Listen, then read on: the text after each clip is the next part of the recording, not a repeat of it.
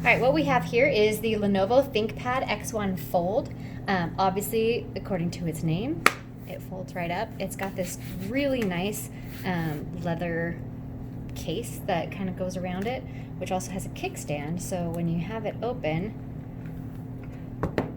you can set it up. It's going to come with this keyboard as well, and it has a stylus that may or may not come with it. We're not sure yet. But if we put the keyboard right here, obviously it's magnetic, it'll fold right up in with everything. So you can just take this to go wherever you need to go. If you've got it open too, you can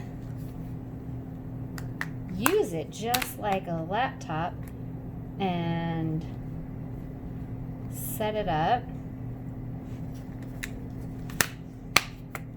So you're using it just like you would a regular laptop. You can also, if you don't want to bring the keyboard with you, take this and use the on-screen keyboard just like that, like the yoga book. And you can also split two screens into the different screens. You can also use it just like you would a book, have it open like this, and have the two screens also where you split the apps into two different screens.